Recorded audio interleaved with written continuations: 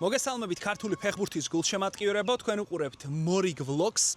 ვიმყოფებით მიხეილ მესხის სახელობის სტადიონზე და სულ რამდენიმე წუთში დაიწყება საქართველოს ჩემპიონატის ლიდერების მატჩი და მეორე წრის დასასრული. კი ბატონო, იბერია 1999 საკუთარ მოედანზე მიიღებს რუსთავს, რომელიც ბევრისთვის მოულოდნელად შეიძლება მეორე პოზიციაზე იმყოფება და იმ შემთხვევაში თუ ამ მატჩს მოიგებს, პირველ ადგილზე გადავა და დაასრულებს მეორე წრეს პირველ ადგილს. ქონდა ბექა ამის მოლოდინი? არა, ამის მოლოდინი არავის არ ქონია, თვითონ მაშინ გიაცესაზემ როგორც გითხრა, ჩვენთვის არანაირ მოლოდინს არ ვიქნით იმისთვის, რომ რაღაც მოწინავე ადგილებზე დავასრულეთ, უბრალოდ თამაშიდან თამაშამდე მივყვებით და შევესწრებით საუკეთესო შედეგი დავაფიქსიროთ. შესაბამისად, ეს საუკეთესო შედეგიც მოვიდა ზედმეტი წნეხის გარეშე და გამიშოვანი თამაშია, იმიტომ რომ ახალდაბუნებულ გუნდს ექნება შანსი, რომ გადავიდეს პირველ ადგილზე ერთპიროვნულად და არავისთან არ ექნება გასაყოფი ქულები. უნდა გავიხსენოთ, რომ პირველ წრეში ძალიან მაგარი თამაში იყო იბერიას და რუსთავს შორის და იაკობიძის გეიმ ვინერით მოიგეს და გესაცვლოდებით, რომ ზუსტად ისეთივე თამაში იქნება განსაკუთრებით მოლოდინი იბერიას მხარეს არის იქიდან, რომ ახალი მწვრთნელი ყავს. ეგ უნდა მეთქვა პრინციპში საკმაოდ მოულოდნელად ჩემი გადმოსახედიდან ყოველ შემთხვევაში უპირველეს ყოვლისა დრო აჩვენებს რამდენად სწორი იყო გუგან ერგაძის გათავისუფლება.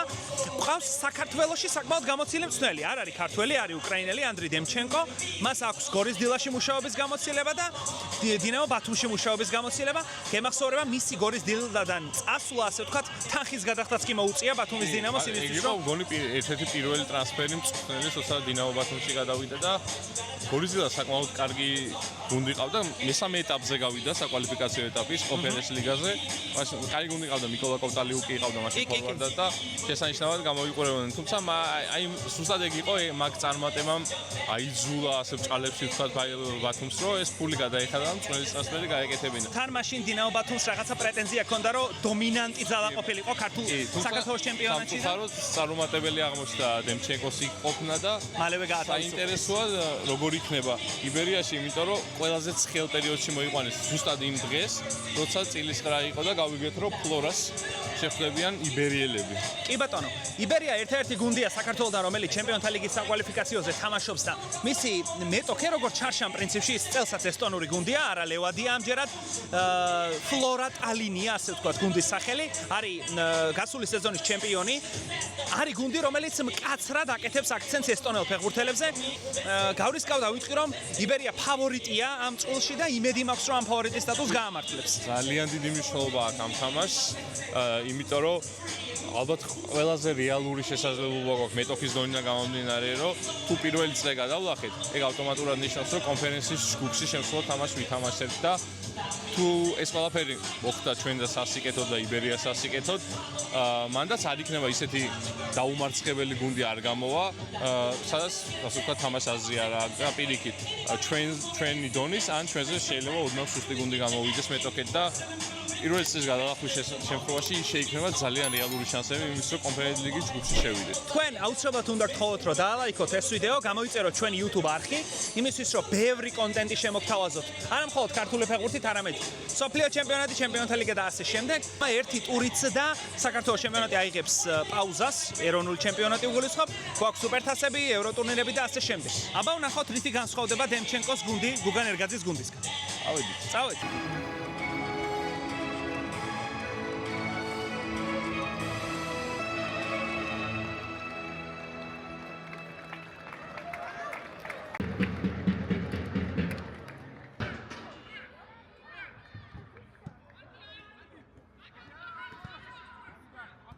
ჩვენი მეგობარი ლუკა მილორავა ყავს სტუმრად. პოდკასტში სტუმრად აუცილებლად უნდა ყავდე ერთხელაც. ძალიან დიდი სიამოვნებით ვისაუბრებთ და გავცვლით მოკლედ აზრებს. რუსთავის ცნობილი გულშემატკივარი. ცნობილი არ ვიცი, მაგრამ გულშემატკივარი კი. ყოველ შემთხვევაში სოციქსელებში ძალიან აქტიურობ, მაშინ როცა ცეცაძის ბიჭები წარმატებით თამაშობენ. და ეხლა პრინციპში ის პერიოდი უდგას გუნდს, როცა თუ ამ მატჩს მოიგებს, ძალიან მარტივად რო ვთქვათ, პირველ ადგილზე გადავლენ. ელოდი ამას?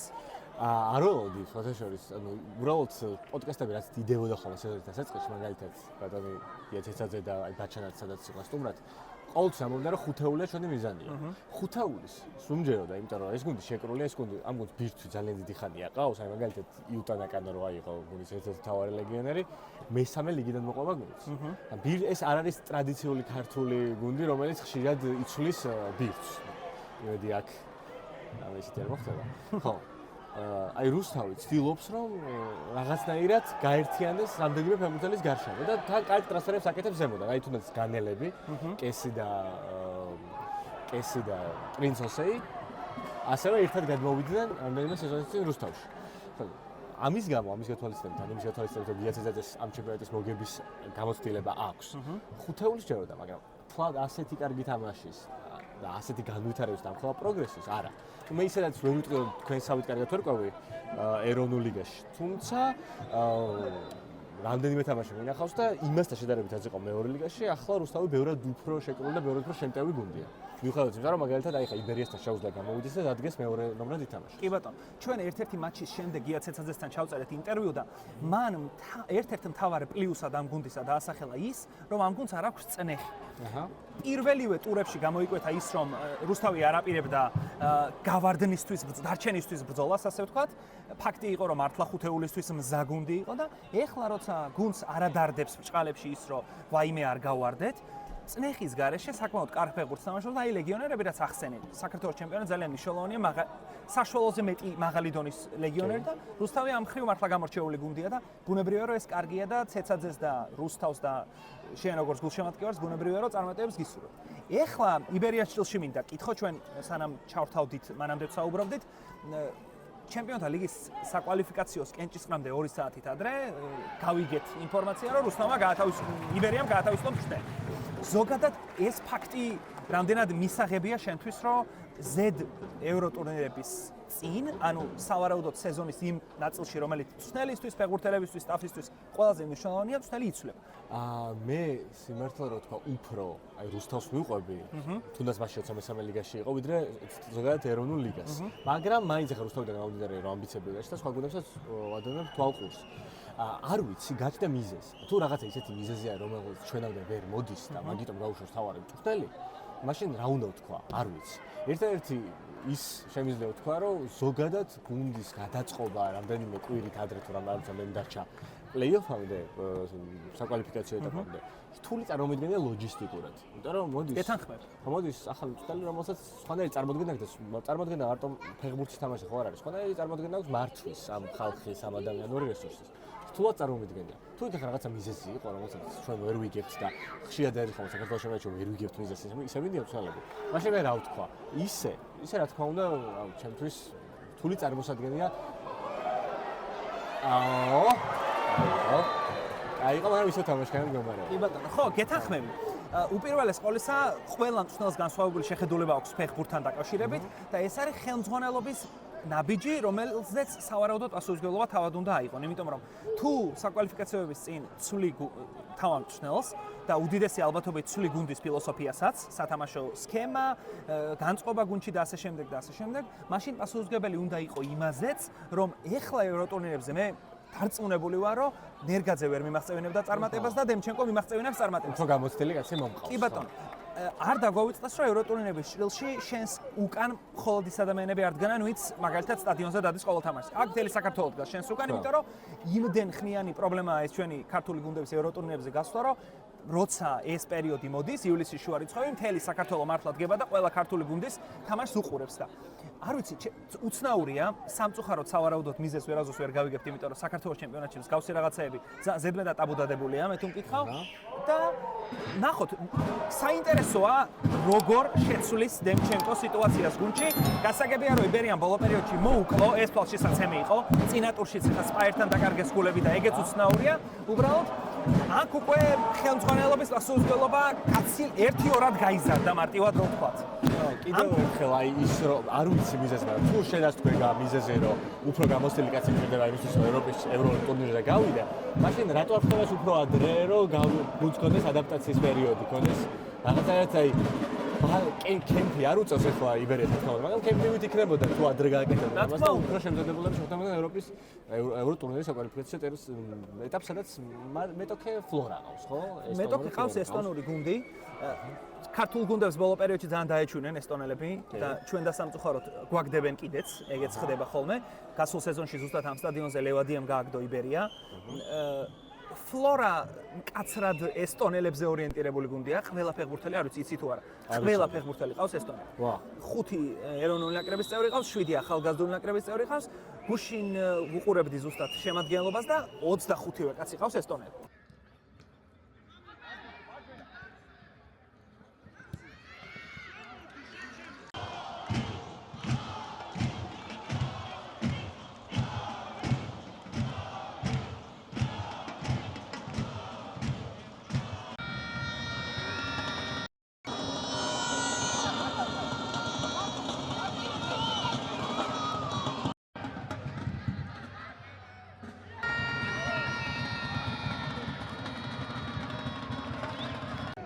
ლუკა, შენ და სამწუხაროდ იბერია დაწინაურდა.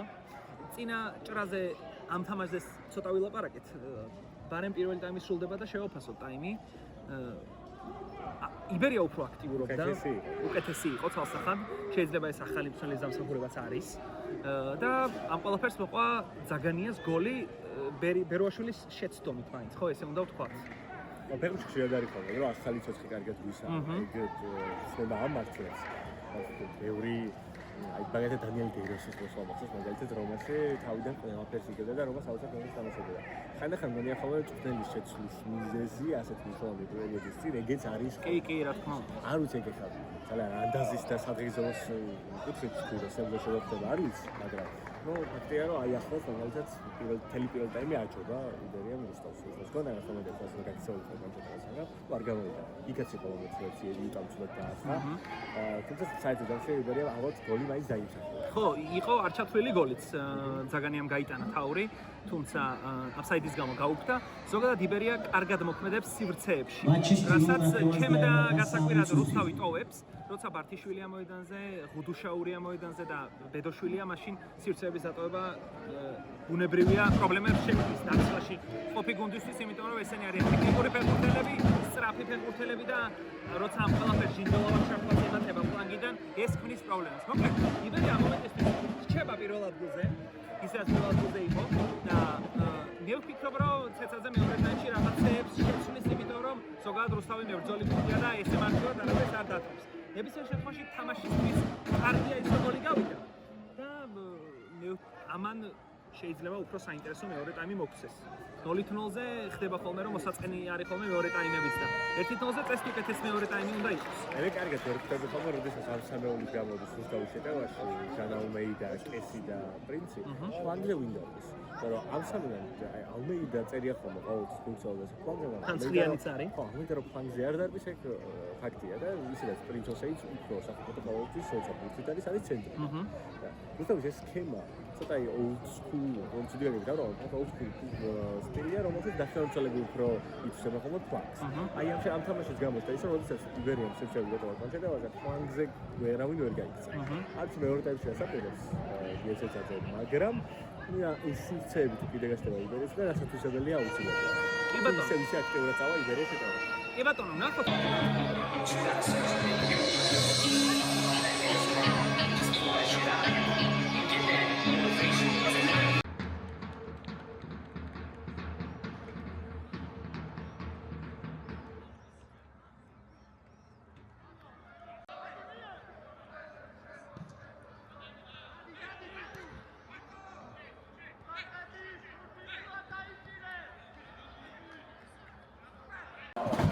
ლუკა, ჩვენ პირველი ტაიმის ბოლოს ვთქვით, რომ რუსთავი მარცხს მარტივად არ შეეგუებოდა და ასეც მოხდა პრინციპში. მეორე ტაიმში გაცილებით აქტიურია სტუმარი გუნდი და მე მგონი საქართველოს ჩემპიონატის ერთ-ერთი გამორჩეული გოლი ვნახეთ, როგორც ვინაო ამ სეზონის. პრინცოსეის საოცარ გარღვევას მოყვა ულამაზესი გოლი მეგრელიშვილის კარში. ხო, ერთი საყვარელი ფეხბურთელი ყავდა მე არის ბავშვობაში პრინცი რო ერქვა. კევინ პრინც ბოატენგი, რომელსაც ძალიან ლამაზი გოლები გაქვეყნდა. აი პრინცოსეი არის კიდევ ერთი პრინცი, რომელსაც ასევე ეფექტური გოლები გაქვს ეროვნულ ლიგაში. მარტო ეს არა. წინაზეც არ მახსოვს რომელი თამაში იყო პირველ წრეში, როდესაც და რო წამოიღო ლამაზი გოლები და დრიბლინგი შეუძლია, დარტყმა შეუძლია და თან უფრო ათიანია, უფრო ცენტრიდან მოთამაშეა და მაშინ ეგრე ცოტათი გადაეწყო რუსთავი.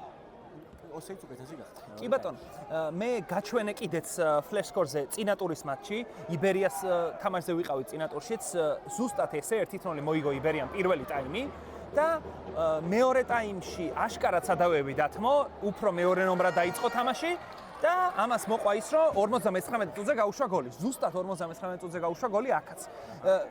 რა თქმა უნდა ძალიან რთულია რომ ორ დღეში გუნდმა ესე ზნე შეიცვალოს და ნერგაძის გუნდიდან გახდეს დემჩენკოს გუნდი, თუმცა ამ მომენტში კიდევ უფრო კარგად ჩანს რომ ეს ჯერ კიდე ნერგაძის გუნდია და რაღაცეები ძალიან გავს და მოკლედ დემჩენკოს ნამდვილად დასჭირდება დრო რომ შეცვალოს და მის ყაიდაზე მოიყვანოს ასე ვთქვათ მისი გუნდი. კი ბატონო. პერიოდი და ერთ-ერთია. სამოთხე წუთია და ვინ უფრო დავაწერო, იმიტომ რომ გასარისკი რუსთავს უფრო ზოგადად იმიტომ რომ პირველს გადასაშმელია, მაგრამ თან ისაა რომ რუსთავს სეზონის წელს პირველ ადგილზე გასვლა მაინც არ დაუწესებია თავისთვის. და აქვს მაგის ფუფუნება რომ დაელოდოს და შეცდომას დაელოდოს მეტოქის შეცდომაზე ითამაშოს. კი ბატონო, ნამდვილად საინტერესოა. კიდევ ერთხელ უნდა ვთქვათ, რომ წნეხი რუსთავს ცალსახად ნაკლები აქვს. კონტრშეტევებზე თამაშზე შეიძლება უარი არ თქვას, რაღაც შემდეგი მაგალითად 15-20 წუთი. წესით საინტერესო თამაში უნდა ვნახოთ და რატომღაც გძნობ, რომ გოლი კიდევ უნდა ვნახოთ. არ ვიცი რომელ კარში, მაგრამ ეგრე მგონია, რომ გოლი კიდევ უნდა ვნახოთ. ძალიან დიდი იმედია. თამაში კარგი გამოდის. მიუხედავად იმისა, რომ მათ მეორე საგოლე მომენტი გაიქცა ტემპია და ბურთი არ შეერთა და ორივე შეტევაზე აქვს ამბიცია. კი ბატონო, ჩვენს გამომწერებს კიდევ ერთხელ ვეტყვი, რომ დაალაიქონ ეს ვიდეო, გამოიწერეთ მეგობრებო ჩვენი YouTube არხი, ვისაც არ გაქვთ გამოწერილი და ვიაროთ საქართველოს ეროვნულ ჩემპიონატის მატჩებზე, იმიტომ რომ ეს ჩვენი ჩემპიონატია და რაც არ უნდა იყოს, ყურადღება უნდა მივაქციოთ.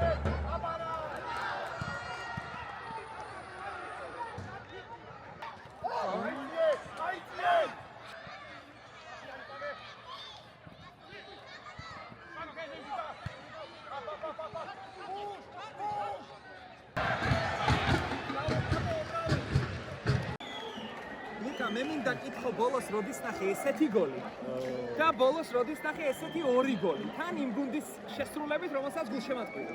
ო, აი გოლ გაართუა თორე ეგეთი გოლი მინახავს, მაგრამ წამიყვანია ბირაგიმ დაუტანა ვერონას სოციალს ცენტრიდან, ოღონდ ამისგან განსხვავებით იქ რაღაცა ვერონას ფეხბურთელები კამათობდნენ და საერთოდ ლაპარაკობდნენ და იშოვდა ბირაგიმთან და გაგვიყვანა. აქ იგი ეს და პერასტები. მეც გამოვტოვე დაწყეს მომენტი. და მე გამეორებაზე რომ ნახე, არა, ყველა მზადია. არა, კი. დიდი ხნის გაჩერებული იყო ბურთი და ერთ-ერთი მეკარის გადანაშაულება შეიძლება. და ხო არა, ზაგაკეთა ვერ მივხვდი მაგალ. ნუ არც მაინტერესებს. მე მგონი იფიქრა რომ კაში არ გადისო ხო? და მშვიდად ატარებდა. აშკარად ეგეც დავაჭირა და ფასადია დღეს კარგი იყო, მთელი პირველ ტაიმში რამდენიმეჯერ ბურთი წამოიღო და ხაზები გაჭდა, შეტევა დაიწყო და ახლა სადაც გოლი გაიტანა ცენტრიდან. ცენტრიდან კიდევ უფრო აქეთ. ხო, აი ხამდე კი უნდა. მისი ნახევრი. რა გამექნა ხოდა სუპერ პრაგმატული იყო რუსთავი და ეგ მომეწონა, როცა დაჭირა შეუტია, იმას წუთი მომენტები შეხვდა გაიტანა და უკან დაელოდა შანსი. შანსი დაელოდა რა შანსის გარეშე. ხო, მოკლედ საქართველოს ჩემპიონატს ყავს ახალი ლიდერი და ეს არის საფეხბურთო კლუბი რუსთავი. გულოცავ პირველში რუსთავის გულშემატკივარს, ვიცი რომ ნახავენ, ბიჭები ჩვენ აქტიურად ვიყურებენ, ვიცი შენს გილოცავ მოკლედ. ლუკა ამ ძალიან კარგ გამარჯვებას 2-2 გამარჯვება იბერიას წინააღმდეგ, ისე გამოვიდა რომ დემჩენკოს დებიუტი ჩაუშხამეს. და როგორი გამარჯვება ორივე, ბოლო წუთებში. ბოლო წუთებზე იქ ირაკლი იაკობიძის თავური, აქ უკვე ფაცაციას ძალიან მაგარი და სასწაული გოლი. მოკლედ, ამიტომ ეს კიდევ ერთი მიზეზი რატომ უნდა ვიაროთ საქართველოს ჩემპიონატზე, მოკლედ ესეთი გოლი საქართველოს ჩემპიონატზე და უყურეთ ანგარის მიღმა, ხო? შედეგს მიღმა, თქვენ გამოიწერეთ ეს არხი და რა ვიცი, კაცები საკეთებთ. შეგარი ხარ, ლუკა, მადლობა დიდი იმისთვის, რომ იყავი ჩემთან ერთად. პოდკასტში უეჭველი გელოდებით მაგას დავგეგმავთ და ვისაუბრებთ მოკლედ საფეხბურთო თემაზე. მოკლედ, როგორც მილორამ გითხრათ, დალაიქეთ ეს ვიდეო, გამოიწერეთ ჩვენი არხი მეგობრებო და იარეთ ქართული გუნდების თამაშებზე საქართველოს ეროვნულ ჩემპიონატზე, იმიტომ რომ ევროტურნირები მოდის. ამას ველოდებით და იმედი გვაქვს, რომ პოზიტიურ ჭრილში გადაითარგმნება ეს ყველაფერი. მოკლედ, შემდეგ ვიდეომდე. Aga, davon.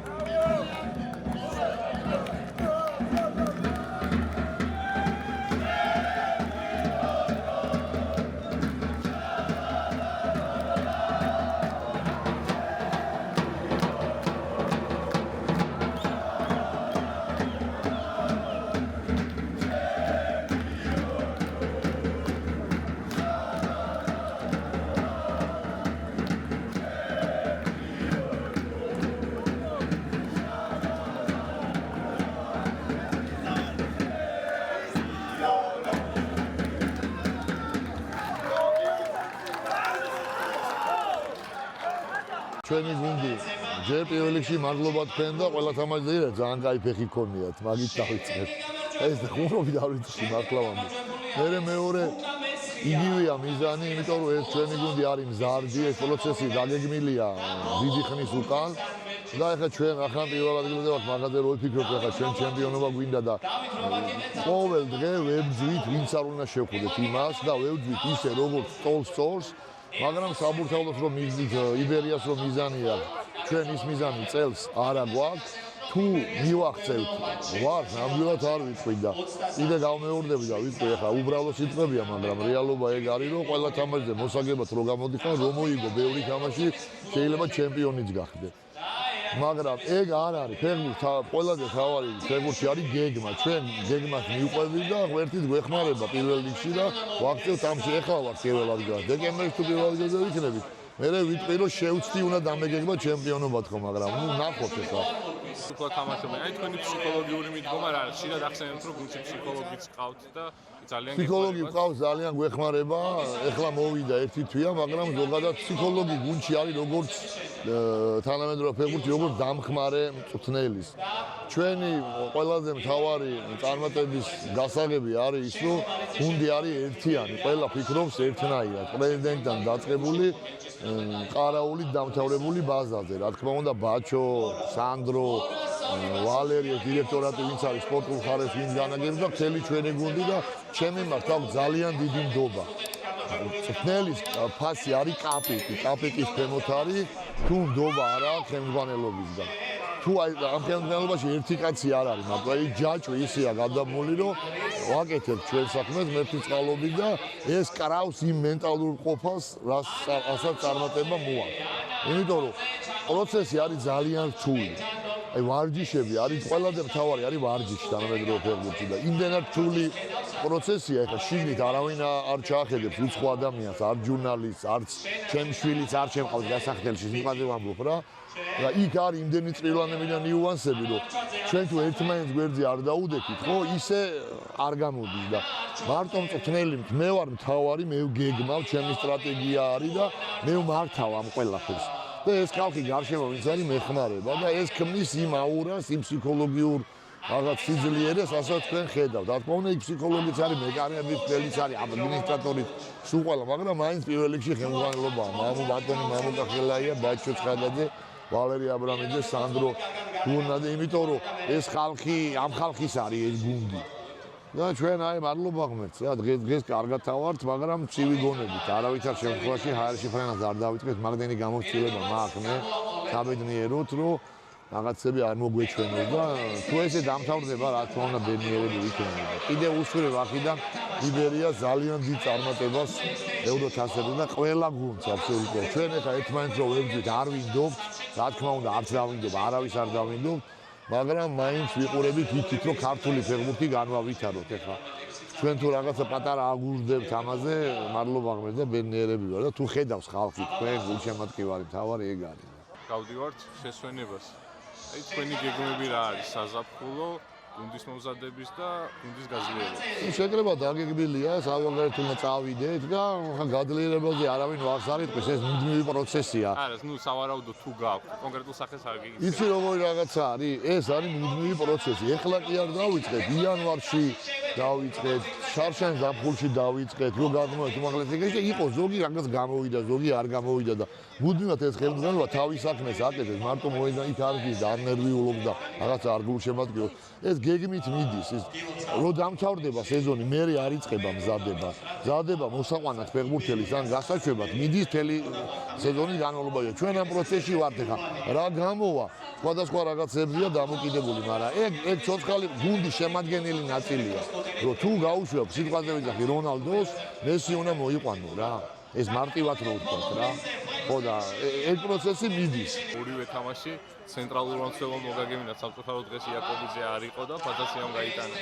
აი ეს მცველების მენტალიტეტი რომ იაკობიძეს ბევრი გამარჯვების გოლია. არის ეგ მენტალიტეტი გეთანხმებით, მაგრამ მან სხვა რაღაცა მენტალიტეტში გეთანხმებით 100%, იმიტომ რომ უკან რო დაბრუნდეთ, იგივე გიპასუხებს ყველა მზად არის, მეკარე მზად არის. მაგრამ აქ ეგ უფრო მიანიშნებს იმაზე, რომ ფეხბურთი ხდება ძალიან ცოტა შორსავალ და ძალიან უნივერსალური. ანუ პოზიციას მნიშვნელობა ისეთი აღარ აქვს შედეგისთვის. იმიტომ რომ ცენტრალური მცველი რო გოლს იტანს, იგივე ევალება, აი მაგალითად ქუთათელაძე მიგვიშა რომ შევიყვანეთ, ევალებოდა ბოლო ზონაში ცენტრალურ მცველად თამაში, ხო?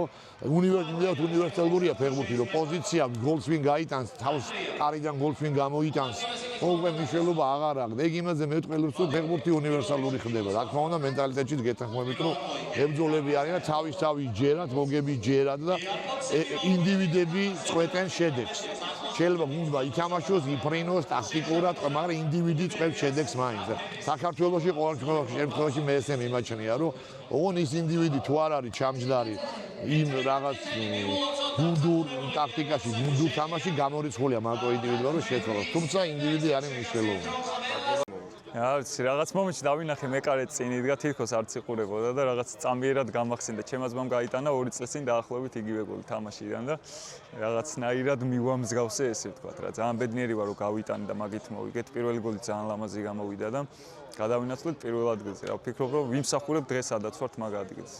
აი ბატონ გიასთან გონდა ჩვენ საუბარი რომ ჩვენი მიზანი არისო რომ ყოველ მომდევნო მატჩზე გავიდეთ კონკრეტული მეტოქის წინაშე საბრძოლოდ და ეს თქვენს ხსნით წნეხს იმისთვის რომ ის არ სახავს მიზანს რომ აუცილებლად ჩემპიონები უნდა გავხდეთ. აი მასთან მუშაობა და ეს დამოკიდებულება თქვენზე როგორ მუშაობთ? პირველივე დღიდან როცა მოვიდა ეს მიდგომა გქონდა შაშან გამიზნულად ჰქონდა პირველი ადგილით გადმოსვლა რაც შევასრულდა. წელს არ იყო ესეთი კონკრეტული დავალება. უბრალოდ ჩვენც ისეთი мотиваცია გვაქვს შეგნით რომ ეს არის აი უბრალოდ მოგება რა. ყველა თამაშზე გამოდივართ მოსაგებად. აი ფრე ან რაღაც წაგება გონებაში არავინ არ ფიქრობს. რა თქმა უნდა პირველ რიგში ეს მწვრთნელიდან მოდის და უკვე ფეხბურთელებსაც გადაგვედო ეს ყველაფერი. გასახდელში ზუსტად იგივე სიტუაცია არის რა. ჩვენ როცა ვსაუბრობთ ერთმანეთში მხოლოდ მოგებას აი მარტო მოგებას დავისახავთ მიზნად რა. და დღესაც გამოჩნდა წინა თამაშიც ბოლო წუთზე მოვიგეთ და ეხლაც ეს ჩვენი მებრძოლის სულის გამოვლინებაა ესე ვთქვათ. გასულდა მატჩი იბერიასა და რუსთავს შორის ძალიან დრამატული დასასრული ჰქონდა მას. პირველი ტაიმი იყო საკმაოდ მძიმე, 1-0, თუმცა მეორე ტაიმში შეძლო დაკამბექება. რუსთავის ფეხბურთელებმა შეძლეს მატჩი გარდატეხის შეტანა და ისევე როგორც პირველ ტურში 2-1 და ისევ მცველის გადამწყვეტი გოლით დაამარცხეს. იბერია შესანიშნავი გოლი გაიტანა ფედერაცია მოედნის ცენტრიდან.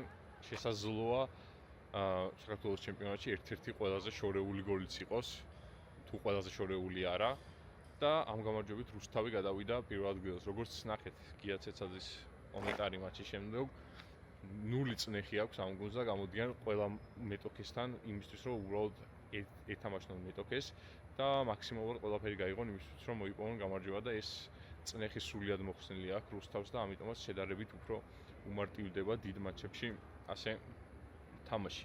იულოსოთ რუსთავს პირველ ადგილზე ყოფნა ახალამოსული გუნდია და პირველივე სეზონში მოახერხა ჩემი აზრით სასწაული იმისთვის, რომ პირველობა მოეპოვებინა.